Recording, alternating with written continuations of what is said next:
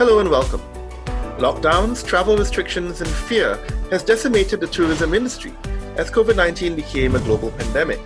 What will the industry look like post-pandemic?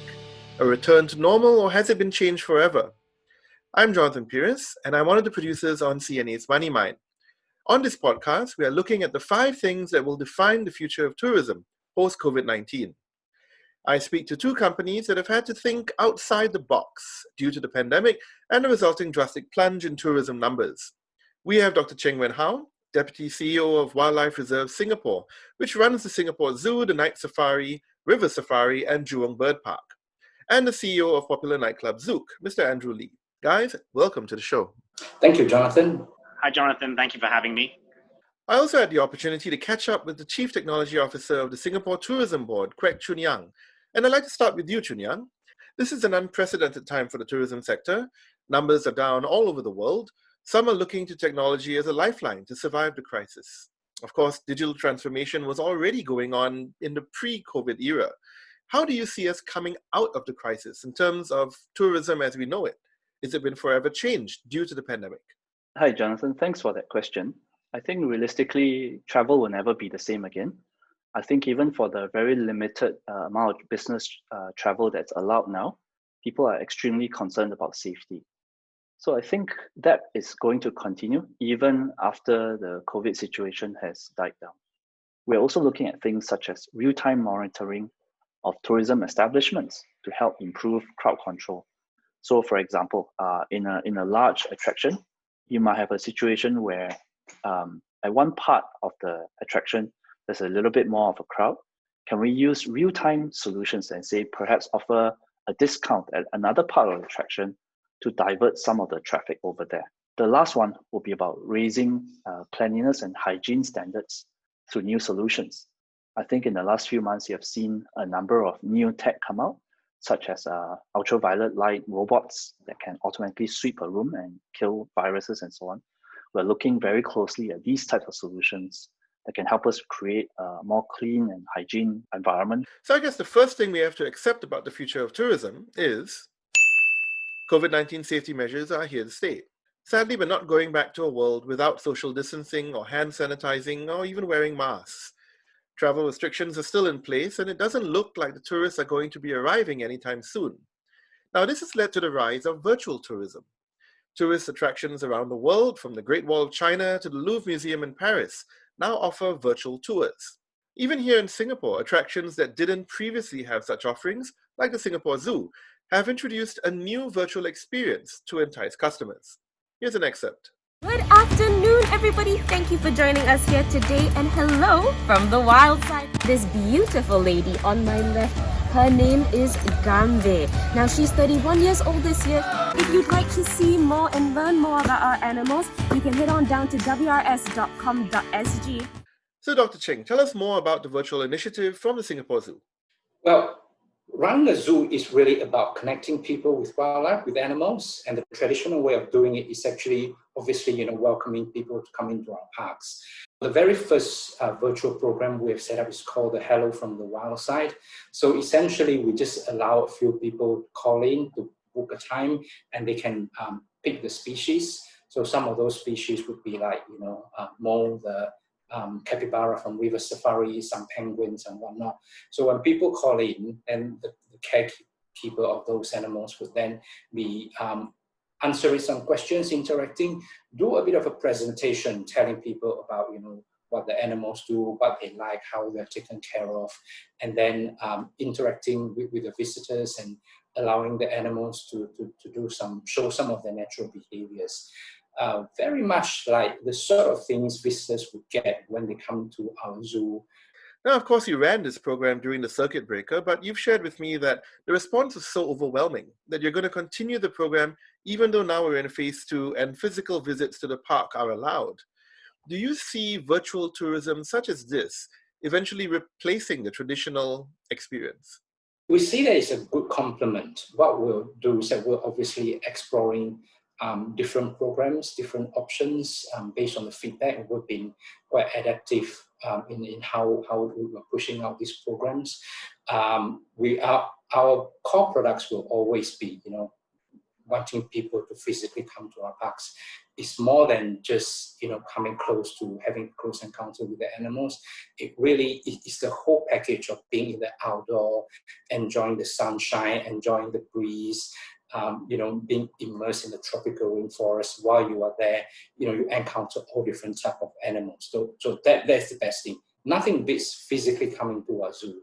And that leads us to the second facet of the future of tourism, which is tourism will not go completely virtual, but rather evolve into a new hybrid model that incorporates both the virtual and the physical aspects.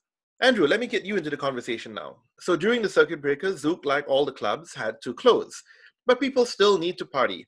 So you guys took the cue from some of the night spots in China and started live streaming your DJ sets. Could you tell us more about that? And also how that sort of exploded into other digital offerings?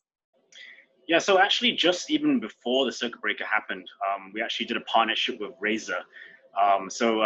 Me and Min, the CEO there, we kind of did some brainstorming because actually in China, because they were locked down first, some of the clubs there were doing something where they actually live stream their DJs and they live stream it onto these live stream platforms where you actually can monetize it. So I think myself and Min, we were thinking, why don't Zouk be one of the first in Southeast Asia to actually utilize this technology where we live stream our DJs. We actually call it cloud clubbing. Once we started doing that, we realized that, once circuit breaker started, we unfortunately can't not be able to do it inside the club because everyone was back home. But we then actually continued it, and we basically started live streaming people's in DJs' homes and stuff.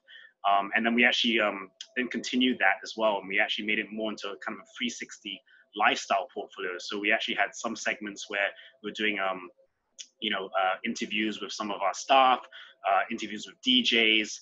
We had like kind of fitness sessions, we had yoga sessions, we had cocktail making classes. So it actually really became, like almost programming 3-4 sessions every day, Monday to Sunday. And it was a really great way for us to kind of really kind of go and engage our consumers.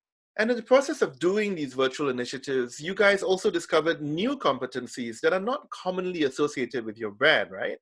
Tell us more about these online corporate parties and events on platforms like Zoom or WebEx. We realized that, we had this expertise where we can actually create your online kind of corporate party, right? So if we can actually become a one-stop shop where actually if you have 50 participants, let's say in Singapore, all in a different housing, we can kind of deliver your food, deliver your drink, and then you can party and you can drink Zouk cocktails, eat like Five Guys burgers, and then basically watch like a DJ or like a artists play their music. And then so it becomes a lot more better than just I'm going to a Zoom party, I'm going to have a drink in front of the screen, right? So I think this is something that we feel that has definitely potential in the future, unless when the gatherings obviously come back. But then this also has scalability as well, because at the end of the day, if you have, for example, a corporate party, let's say in Singapore, maybe when later on there's 50 packs to participate in, imagine having live streaming your corporate party to the other corporate offices around the world, right? So then they can then see, they can then participate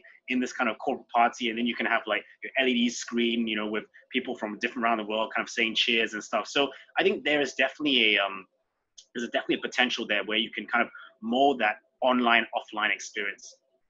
And that experience shines a light on the third thing that companies need to be mindful of in the future of tourism, and that is tourism stakeholders will need to innovate and find new revenue streams. And to recap on our first 2 points, number one, in the future of tourism, COVID-19 safety measures are here to stay. They're not going anywhere.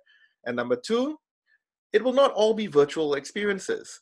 More than likely, the future of tourism will see a hybrid model where virtual and physical attractions and experiences sort of intermingle. Coming back to you, Choon, so part of this innovation is also to use big data to customize tourism experiences, right? So the notion of bespoke tourism. Is this something that STB is helping our local stakeholders to accomplish? Jonathan, I think yes. So this whole entire personalized journey approach, we call it the One Singapore experience. So what this does is it combines user experience on one side, which is thinking about how to help a visitor discover new experiences that perhaps could be quite difficult to find if you're not familiar with Singapore. On the other side is actually collecting little chunks of data so that you can piece together and better customize that experience for that particular visitor. Now we are applying that to locals, right? Because the reality is leisure visitor en masse is not going to come back for some time yet. So we have to then point that capability then and apply it to locals and see, well, what are the things that resonate with locals? Is it some combination of food, shopping, and a tourism experience? How do we better bundle these different experiences together that make sense for a local? We're probably not going to do the same thing, which is spend 3 days touring Singapore, like what an average international visitor does. So we are using data in that way to very quickly, I think, personalize perhaps the 2-hour short trips, right, for a family, or the weekend staycation types that we are probably a little bit more popular with the locals here.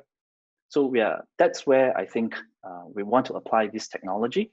And what we are doing is actually equipping a lot more of our stakeholders to be onboarded to this technology stack, what we call the STB OS, so that when the visitors come back, we have all these new digital capabilities that then they can better market as each market reopens.